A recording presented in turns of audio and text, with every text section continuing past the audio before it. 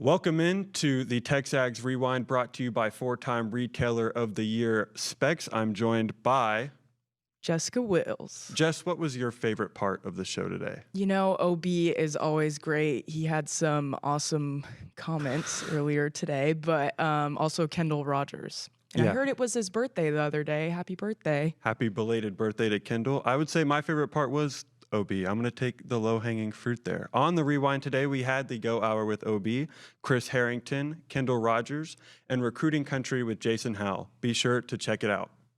All right, OB. Yeah. Your idea. Well, okay. So I was sitting around thinking, actually last week, what column can I write for this week? And I was. Can we start with what you text me about? 'Cause I thought that's Yeah, great. sure. Go ahead. Yeah, cut you off. So you text me and you were thinking about column ideas because we're in the dog. I'm on vacation, of course. We're on the dog days, right? And Right. you're kind of the wheels are spinning. And Olin texted me and said, "Hey, I want to write a column about some of the high schools in the state of Texas that have been the most fruitful for A&M in recruiting." And so you'd sent me a couple in Dallas, and I think you maybe sent Lufkin. That would Lufkin would definitely be up there. I thought that was so interesting though, because there was a time when Jason and I were kind of going around the areas that we cover and really going around the state of Texas and looking at not the high schools that have been the most fruitful, but just how A&M's done in those areas. Because when Mike Elko got here, one of the things that was a key initiative for him on the recruiting front was kind of re-energizing A&M's presence in Dallas-Fort Worth. And we know how productive some of those schools have been for A&M in the past. So what we were doing, Jason and I, was just kind of going by the region and looking at some of the best players that A&M has gotten. And so that got me thinking about some schools. I sent you Fort Bend Marshall. Manville's been pretty productive. But when you start getting into like San Antonio, Austin, and westward into that central, I don't even call that central Texas, more like the hill country area, A&M doesn't go out there a ton, but when they do, the hit rate's been very high. So what in your limited research there, have you found some schools that are for sure going to be at least amongst the discussion for the best ones? Well, some of them that I have to admit, I didn't do a whole lot of research because I was still on vacation. I was just coming up with ideas. Beaumont Westbrook. Beaumont Westbrook be interesting. Morning. It's July, man. Football's around the corner. As if you can take me back to your playing days before me and you both started to get the salt and pepper in our beard. What was July like for you as a player getting ready to go to two-a-days under this Texas sun?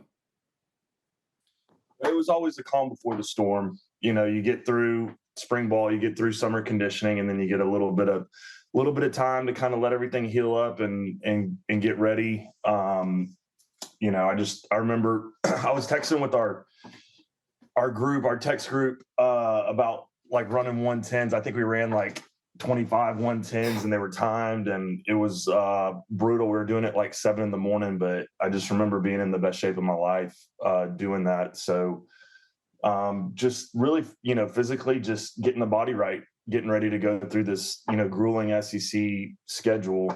I think that's one of the most important things is staying healthy through the season. And now all that, work is done, during the off season as you prepare. And I think probably this July 4th area of the calendar is your last real break before you've got to come back, and it's 1,000% focus on the season. You talked about managing your body and kind of understanding how you're going to feel. Did that take some time in your career?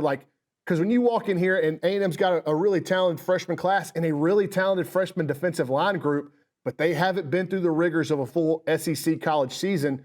Can you remember back when you came in, you're like, hey, I'm invincible, I'm Superman, compared to whenever you left, you're like, hey, I kind of need to understand how to get my body prepared for not just week 1, but for all 12 weeks? Yeah, I felt like it really wasn't until my junior season that I really was performing, at a high enough level to be a game changer, at A&M. I feel like everything's just advanced so much further from the time, when I was playing. I feel like the things we were doing in college, now they're doing in high school. I feel like just technology and training and specialization and Could. I definitely could.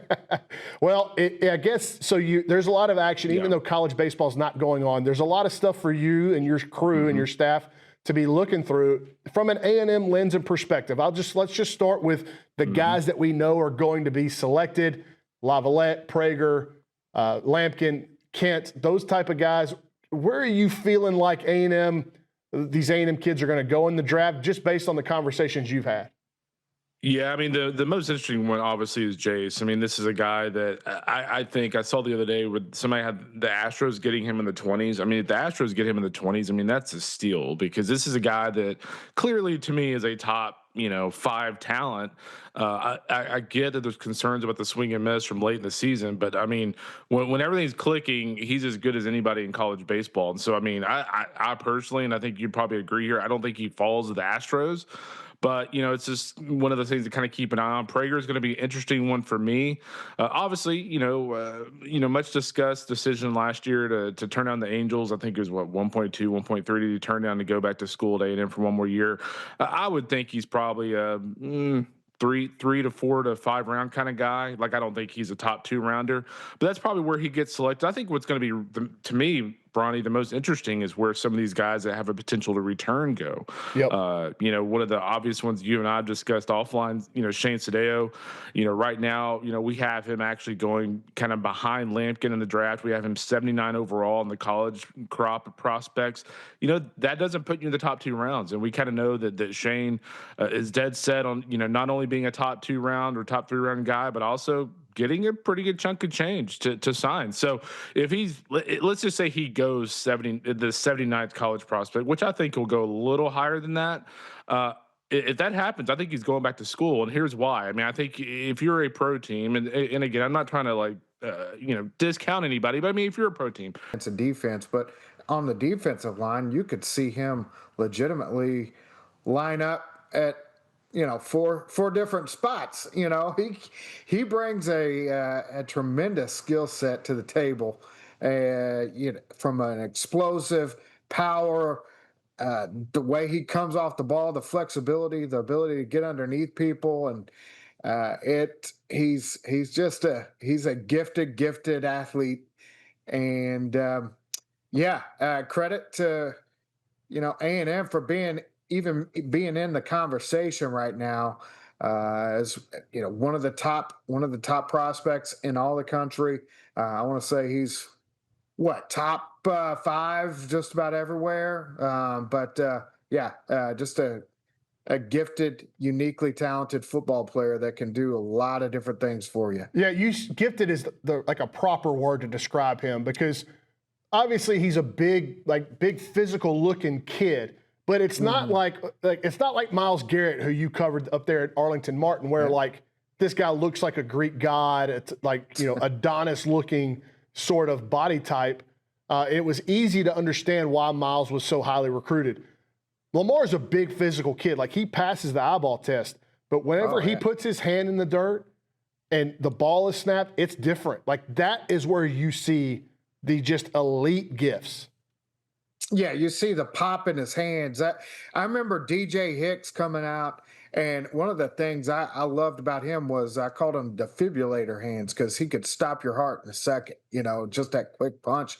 Lamar brings that kind of those kind of heavy hands to the table, where he can stop a guy in his tracks and get him moving in the direction he wants him to. Lamar, obviously, he's been a top priority for A&M throughout this recruiting process. He's visited multiple times. Jess, tell the people what to do. Make sure you like, comment, subscribe, share with everyone in your family. We will see you tomorrow.